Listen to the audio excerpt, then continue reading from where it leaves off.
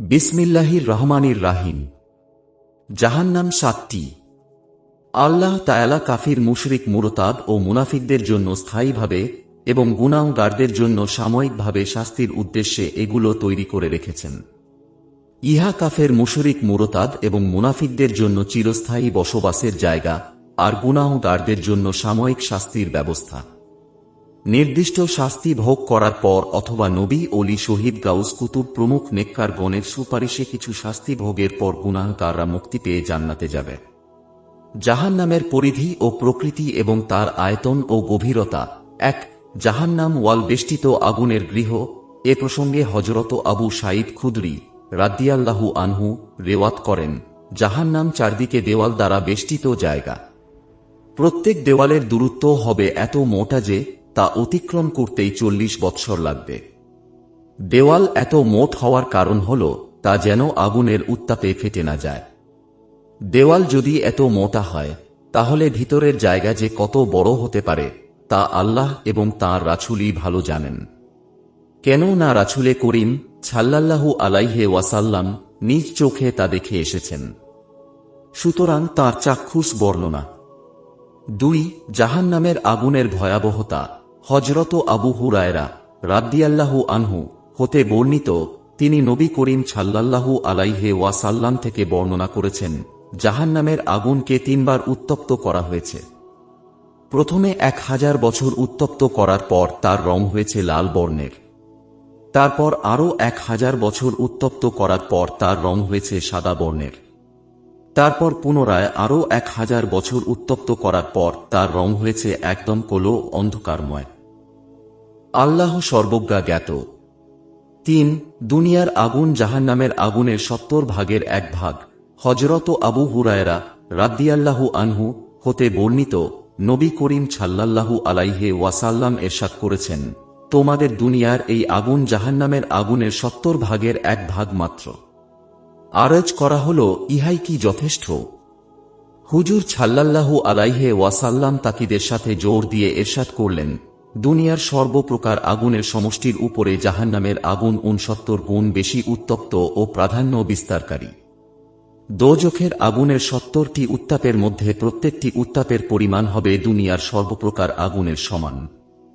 ৪. দুনিয়ার আগুনকে ৭০ বার সাগরের পানিতে ভিজিয়ে ঠান্ডা করা হয়েছে।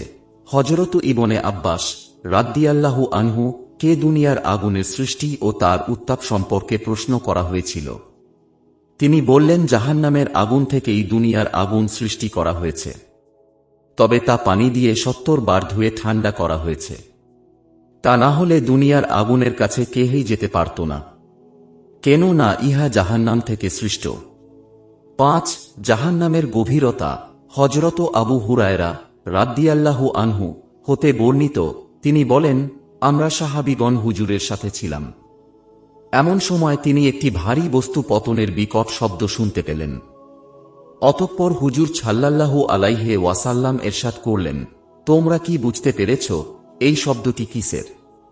আমরা আর্জ করলাম, আল্লাহ এবং তাঁর প্রিয় রাসূলই সবচেয়ে ভালো জানেন। এবার তিনি ঘটনা খুলে বললেন, ইহা একটি পাথর। ইহা জাহান্নামের উপরের মুখ থেকে নিচের দিকে ৭০ বছর আগে নিক্ষেপ করা হয়েছিল। উক্ত পাথর নিচের দিকে যেতে যেতে এখন জাহান্নামের তলদেশের নাগাল পেয়েছে। ৬. হযরত আব্দুল্লাহ ইবনে মাসউদ রাদিয়াল্লাহু আনহু বর্ণনা করেছেন, রাসূল সাল্লাল্লাহু আলাইহি ওয়াসাল্লাম ইরশাদ করেছেন, হাসরের দিনে জাহান্নামকে টেনে আনা হবে। তার রশি বা লাগামের সংখ্যা হবে ৭০টি। প্রত্যেক লাগাম ধরে টানবেন ৭০,০০০ ফেরেশতা। এ বর্ণনা কুরআন মাজিদে এসেছে এভাবে, কাফেরদেরকে দলে দলে রশি বেঁধে টেনে হিঁচড়ে জাহান্নামের দিকে নিয়ে যাওয়া হবে। ২৪ পারা সূরা জুমার। একটি রশি টেনে নিবে ৭০,০০০ ফেরেশতা। তাহলে ওই রশিতে কত জনকে বাঁধা হবে তা আল্লাহ এবং তাঁর রাসূলই ভালো জানেন। ৭. জাহান্নামের ভিতরে ওয়ায়েল নামক গর্ত। হযরত আব্দুল্লাহ ইবনে মাসউদ রাদিয়াল্লাহু আনহু নবী করিম সাল্লাল্লাহু আলাইহি ওয়াসাল্লাম থেকে বর্ণনা করেন, নবী করিম সাল্লাল্লাহু আলাইহি ওয়াসাল্লাম ইরশাদ করেছেন, জাহান্নামের ভিতরে একটি গভীর গর্তের নাম ওয়ায়েল। উক্ত ওয়ায়েল গর্তের গভীরে কাফেরগণের পৌঁছাতে সময় লাগবে ৪০ হেমন্তকাল বা ৪০ বৎসর। সাধারণ মানুষ বলে ওয়াইল দোজখ, মূলত উহা একটি গর্তের নাম। 8 জাহান্নামের ভিতরে সাউদ নামক পাহাড়। ইমাম তিরমিজি হযরত আবু সাঈদ খুদরি রাদিয়াল্লাহু আনহু থেকে বর্ণনা করেছেন হাদিসে মারফু হিসাবে। তিনি বলেন, নবী করিম সাল্লাল্লাহু আলাইহি ওয়াসাল্লাম এরশাদ করেছেন, সাউদ হল দোজখের একটি পাহাড়। ওই পাহাড়ে কাফের ব্যক্তি সর্বদা 70 বৎসরে আরোহণ করবে এবং 70 বৎসরে নিচে অবতরণ করবে। 9 জাহান্নামের আরেকটি পাহাড়ের নাম ইয়াহমুম। 27 পারা সূরা ওয়াকিয়াহ এর 43 ও 44 নম্বর আয়াতে বর্ণিত ইয়াহমুম বারিদ এবং কারিম এই তিনটি শব্দের ব্যাখ্যায় ইবনে জায়েদ বলেছেন, ইয়াহমুম জাহান্নামের একটি পাহাড়ের নাম। জাহান্নামীরা এর ছায়ায় আশ্রয় নিবে। লা বারিদ অর্থ খুব গরম, কেন না উহা জাহান্নামের মুখ দিয়ে নির্গত ধোঁয়া হতে বের হয়ে আসবে। আর কারিম হল সুস্বাদু নয়, বরং বিস্বাদ খাদ্য। 10 দোজখের একটি নালার নাম দায়ী। হযরত আয়েশা সিদ্দিকা রাদিয়াল্লাহু আনহা, যিনি ছিলেন রাসূলে পাকের পবিত্রা স্ত্রী, তাকে কুরআন মাজিদের সূরা মরিয়ম 59 নম্বর আয়াতের গায়ী শব্দের ব্যাখ্যা সম্পর্কে জিজ্ঞাসা করা হয়। যারা নামাজ নষ্ট করে বা পড়ে না এবং কুপ্রবৃত্তির অনুসরণ করে, তারা অচিরেই প্রত্যক্ষ করবে গায়ী। সূরা মরিয়ম 59 আয়াত।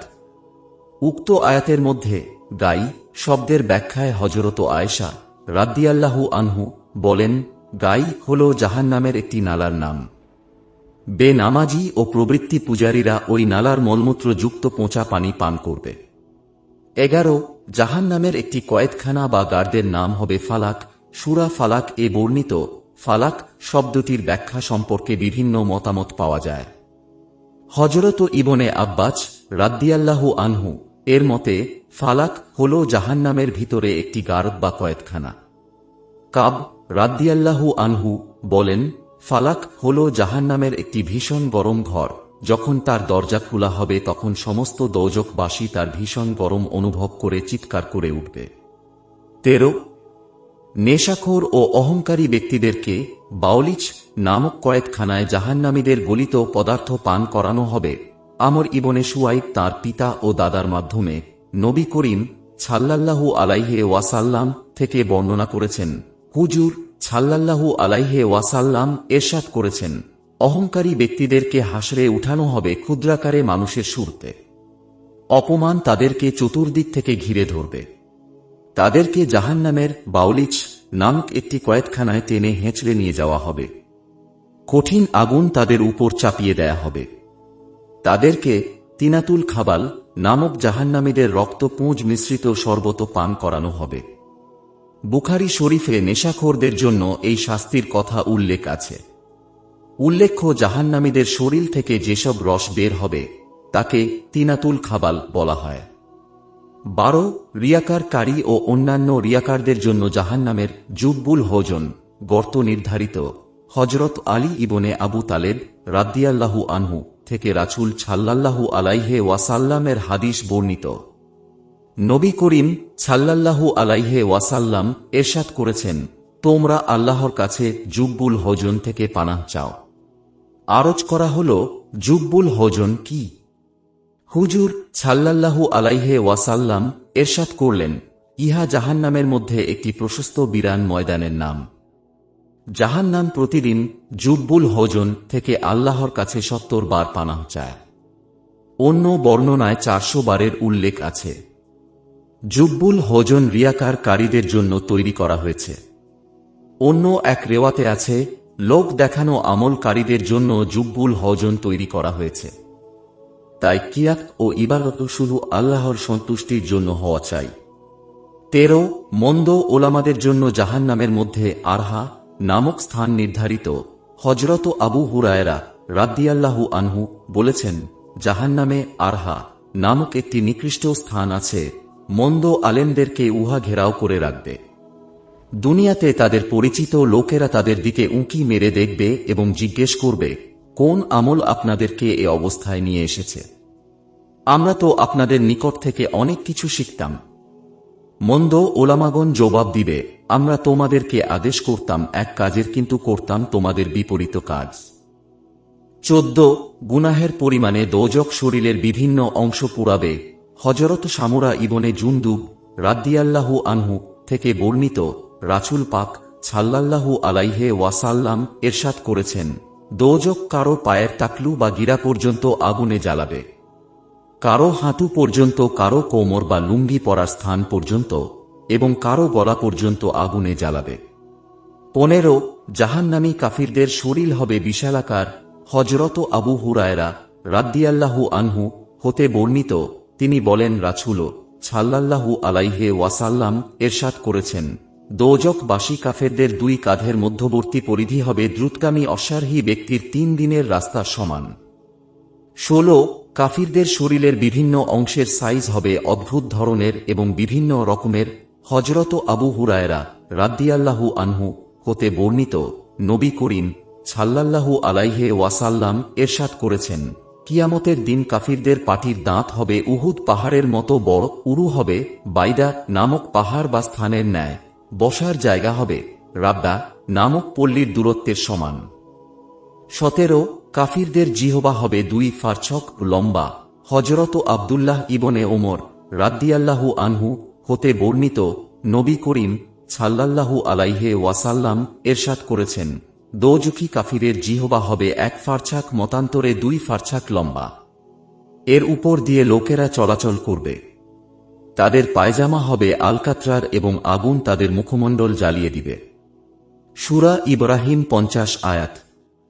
18 কাফেরদের খাদ্য হবে কাঁটাদার জাক্কুম বৃক্ষ। আল্লাহ তাআলা ইরশাদ করেন, নিশ্চয়ই জাক্কুম বৃক্ষ পাপীদের খাদ্য হবে। গলিত তামার মতো পেটে তা ফুটতে থাকবে। সূরা দখান 42, 43 ও 44। আল্লামা কুরতুবী বলেন, এই শাস্তি হবে কাফেরদের। জাহান্নামে প্রবেশের পূর্বে তাদেরকে কাঁটাদার জাক্কুম বৃক্ষ খাওয়ানো হবে। তারপর টেনে হেঁচড়ে জাহান্নামের ভিতরে নিয়ে যাওয়া হবে। 19 কাফির ও বাতিলপন্থী সীমা লঙ্ঘনকারীদের জন্য থাকবে গরম পানীয় এবং পুঁজ। আল্লাহ তাআলা ইরশাদ করেন, নিশ্চয়ই জাহান্নাম প্রতীক্ষায় থাকবে সীমা লঙ্ঘনকারীদের আবাসস্থল রূপে। তারা সেখানে শতাব্দীর পর শতাব্দী অবস্থান করবে। সেখানে তারা না পাবে শীতল পানীয় এবং না পান করবে পানীয়, বরং পাবে তথা ফুটন্ত পানি এবং পুঁজ পরিপূর্ণ পানীয় পরিণাম হিসাবে। সূরা নাবা 21 হতে 26 আয়াত। 20 কাফেরদেরকে পুঁজ মিশ্রিত পানি পান করানো হবে। আল্লাহ রাব্বুল আলামিন ইরশাদ করেন, নিশ্চয়ই আমি জালেম তথা কাফিরদের জন্য প্রস্তুত করে রেখেছি এমন আগুন, যার চতুর্দিকের দেওয়াল বা বেষ্টনী তাদেরকে বেষ্টন করে রাখবে। যদি তারা পানীয় প্রার্থনা করে তাহলে পুঁজ মিশ্রিত পানীয় পরিবেশন করা হবে, যা তাদের মুখ মণ্ডলকে দগ্ধ করে দেবে। ওই পানীয় কতই না নিকৃষ্ট এবং তাদের আশ্রয়স্থল কতই না মন্দ। সূরা কাফ আয়াত 29। 21 ঈমান শূন্য আমলকারী এবং কাফেরদের খাদ্য হবে কাঁটাদার গুল্ম এবং পানীয় হবে ফুটন্ত নহরের পানি। আল্লাহ তাআলা ইরশাদ করেন, সেদিন ক্লান্ত পরিশ্রান্ত অনেক আমলকারীরা জ্বলন্ত আগুনে পতিত হবে। তাদেরকে ফুটন্ত নহর থেকে পানি পান করানো হবে। কণ্টকপূর্ণ লতা গুল্ম ছাড়া তাদের জন্য অন্য কোনো খাদ্য থাকবে না। এ খাদ্য তাদেরকে পুষ্ট করবে না এবং তাদের ক্ষুধাও নিবারণ করবে না। সূরা গাশিয়াহ 3 হতে 7 আয়াত। 22 অবিশ্বাসীদের সুহৃদ কেউ হবে না এবং কোনো ভালো খাদ্য তারা পাবে না। আল্লাহ তাআলা ইরশাদ করেন, সেদিন অবিশ্বাসীদের জন্য হবে না কোনো সুহৃদ বন্ধু, আর পাবে না তারা গিসলিন ব্যতীত অন্য খাদ্য। সূরা হাক্কাহ 35 হতে 36 আয়াত।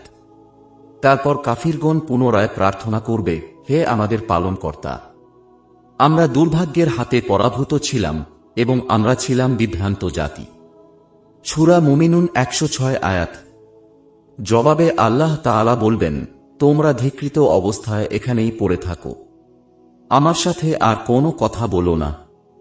সূরা মুমিনুন 108 আয়াত। আল্লাহ তাআলা কত ধৈর্যশীল। কাফেরগণ যতবারই প্রার্থনা করবে ততবারই তিনি ধৈর্যের সাথে তাদের জবাব দিবেন। পঞ্চমবারে শেষ কথা বলে দিবেন, আমার সাথে আর কোনো কথা হবে না।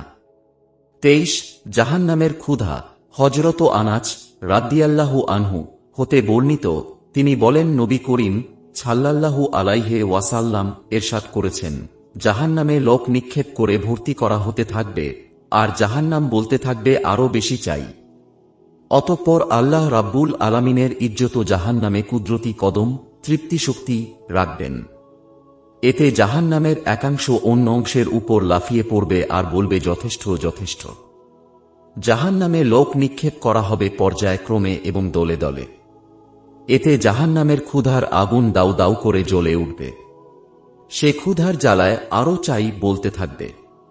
যখন লোকে ভর্তি হয়ে যাবে তখন সে তৃপ্ত হয়ে বলবে যথেষ্ট হয়েছে। ইহাকেই ক্ষুধার কুদরতি কদম স্থাপন বলা হয়েছে। 24 রাসূল সাল্লাল্লাহু আলাইহি ওয়াসাল্লাম জানেন কে সর্বশেষ জাহান্নাম থেকে বের হয়ে সর্বশেষে জান্নাতে প্রবেশ করবে। মুসলিম শরীফে হযরত আব্দুল্লাহ ইবনে মাসউদ রাদিয়াল্লাহু আনহু হতে বর্ণিত, নবী করিম সাল্লাল্লাহু আলাইহি ওয়াসাল্লাম ইরশাদ করেছেন, নিশ্চয়ই আমি ভালো করে জানি কোন ব্যক্তি সর্বশেষ জাহান্নাম থেকে বের হয়ে সর্বশেষে জান্নাতে প্রবেশ করবে। ওই ব্যক্তি জাহান্নাম থেকে হাতে ও হাঁটুতে ভর করে হামাগুড়ি দিয়ে জাহান্নাম থেকে বের হবে। আল্লাহ তাকে বলবেন, যাও, তুমি বেহেশতে প্রবেশ করো। সে জান্নাতের নিকটে এসে খেয়াল করবে যেন জান্নাত লোকে ভর্তি হয়ে গেছে। সে বলবে, হে রব, আমি তো জান্নাতকে লোকে পরিপূর্ণ দেখছি, কোনোটি খালি দেখছি না। আল্লাহ বলবেন, যাও, জান্নাতে প্রবেশ করো। সে ফিরে এসে পূর্বের ন্যায় বলবে, জান্নাত পূর্ণ হয়ে গেছে। আল্লাহ আবার বলবেন, যাও, জান্নাতে প্রবেশ করো। সে জান্নাতের নিকটে গিয়ে পুনরায় ফিরে এসে বলবে, হে রব, জান্নাত তো পূর্ণ হয়ে গেছে। এবার আল্লাহ তাআলা বলবেন, যাও, জান্নাতে প্রবেশ করো।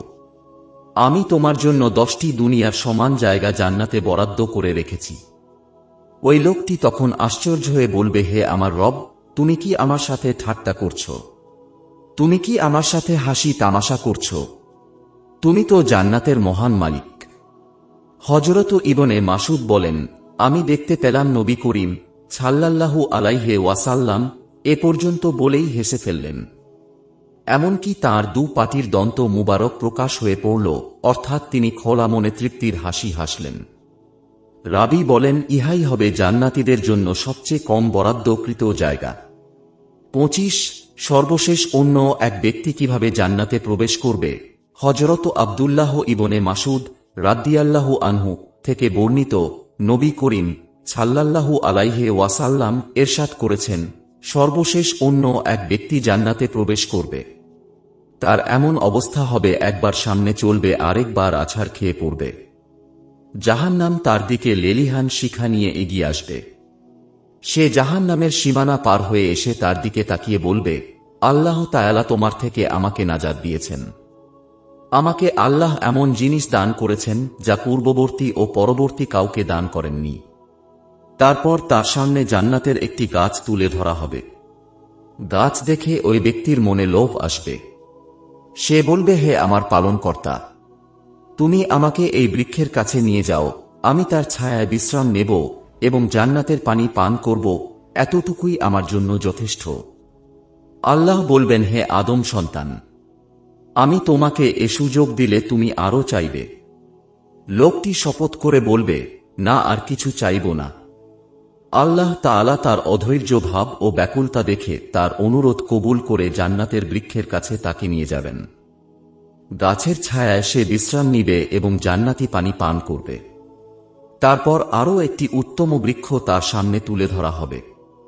সে পূর্বের কথা ভুলে গিয়ে বলবে, হে রব, আমাকে এই বৃক্ষের কাছে নাও, আমি তার ছায়ায় বিশ্রাম নেব এবং জান্নাতের পানি পান করব।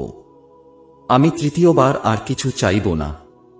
আল্লাহ বলবেন, হে বনি আদম, এবারও যদি তা দেই তাহলে তুমি পুনরায় অন্য আরো কিছু চাইবে। যাক, আল্লাহ আবারও তার আপত্তি শুনবেন এবং দয়া করে তা দিবেন। কেননা ওই ব্যক্তির ধৈর্য খুবই কম।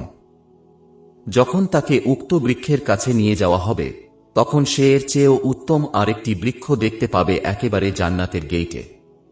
উক্ত ব্যক্তি এই বৃক্ষের ছায়ায় বিশ্রাম নেয়ার জন্য পূর্বের মতো প্রার্থনা করবে। আল্লাহ তাআলা দয়াপরবশ হয়ে তাকে এবারও সুযোগ দিবেন। সে উক্ত বৃক্ষের কাছে গিয়ে বেহেশতি লোকদের কোলাহল শব্দ শুনতে পাবে। সে বলবে, হে রব, আমাকে একটু জান্নাতের ভিতরে নিয়ে যাও না। আল্লাহ তাআলা বলবেন, কিভাবে আমি তোমার আবদার থেকে খালাস পাব? তুমি কি সন্তুষ্ট হবে যদি আমি তোমাকে দুনিয়া ও তার সমপরিমাণ জায়গা দিয়ে দিই? সে বলবে, হে আল্লাহ, তুমি কি সত্যিই বলছো নাকি আমার সাথে এমনিতেই ঠাট্টা করছো? তুমি তো রাব্বুল আলামিন। হাদিসের এ পর্যন্ত বর্ণনা করেই হযরত ইবনে মাসউদ রাদিয়াল্লাহু আনহু হেসে ফেললেন। তিনি তাঁর সাগরীদেরকে বললেন, তোমরা কি জানো আমি এখন কেন হাসলাম? সবাই বলল, কেন? তিনি বললেন, যেহেতু রাসূল সাল্লাল্লাহু আলাইহি ওয়াসাল্লাম এ কথা বলে হেসেছিলেন, তাই আমিও হাসলাম। ইবনে মাসউদ বলেন, হুজুরের হাসি দেখে সাহাবীগণ আরজ করলেন, হাসলেন কেন ইয়া রাসূলাল্লাহ? নবী করিম সাল্লাল্লাহু আলাইহি ওয়াসাল্লাম বললেন, যেহেতু এ কথা বলে আল্লাহ নিজে হেসেছেন তাই আমিও হাসলাম। তিনি বলেন, অতঃপর আল্লাহ তাআলা ওই বান্দাকে বলবেন, তোমার সাথে আমি ঠাট্টা করছি না, আমি যা ইচ্ছা তাই করতে সক্ষম। ইমাম বুখারী ইবনে ওমর রাদিয়াল্লাহু আনহু থেকে এ প্রসঙ্গে রেওয়াত করেন, হযরত ইবনে ওমর রাদিয়াল্লাহু আনহু হতে বর্ণিত, তিনি বলেন, নবী করিম সাল্লাল্লাহু আলাইহি ওয়াসাল্লাম এরশাদ করেছেন, যখন জান্নাতীগণ জান্নাতে প্রবেশ করবে এবং দোজখীরা দোজখে থেকে যাবে, তখন মৌতকে জান্নাত ও জাহান্নামের মধ্যখানে পুলসিরাতের উপর রেখে জবেহ করা হবে এবং একজন আহ্বানকারী ঘোষণা করবে, হে জান্নাতবাসীগণ, তোমাদের আর মৃত্যু হবে না। হে নরকবাসীগণ, তোমাদেরও আর মৃত্যু হবে না। জান্নাতবাসীরা এ সংবাদে অত্যন্ত খুশি হবে এবং দোজখীরা এ সংবাদে অত্যন্ত চিন্তিত হয়ে পড়বে। জাহান্নামের স্তর হবে 7টি। প্রত্যেকটি স্তরে থাকবে 70,000 পাহারা। প্রত্যেক পাহাড়ের মধ্যে 70,000 আগুনের শাখা থাকবে। প্রত্যেক শাখায় থাকবে 70,000 আগুনের টুকরা। প্রত্যেক টুকরায় থাকবে 70,000 বিশাল খোলা ময়দান। প্রত্যেক খোলা ময়দানে থাকবে 70,000 আগুনের প্রাসাদ। প্রত্যেক প্রাসাদে থাকবে 70,000 আগুনের ঘর। প্রত্যেক ঘরে থাকবে 70,000 বিষের চূড়া। যখন কিয়ামত সংঘটিত হবে তখন উহা থেকে পর্দা সরিয়ে নেওয়া হবে। অতঃপর লোকদের ডান দিক থেকে একটি ওয়াল উড়ে আসবে, বাম দিক থেকে আরেকটি, সামনের দিক থেকে আরও একটি, উপর থেকে আরেকটি, পেছন দিক থেকে আরেকটি। এভাবে দেয়ালগুলো এসে তাদেরকে ঘিরে ফেলবে। জিন ইনসান যখন দেয়ালগুলো দেখবে তখন হাঁটুর উপর উপুড় হয়ে বলতে থাকবে, রাব্বি সাল্লিম, রাব্বি সাল্লিম, অর্থাৎ হে আল্লাহ বাঁচাও, হে আল্লাহ বাঁচাও। আল্লাহ সর্বজ্ঞ জ্ঞাত।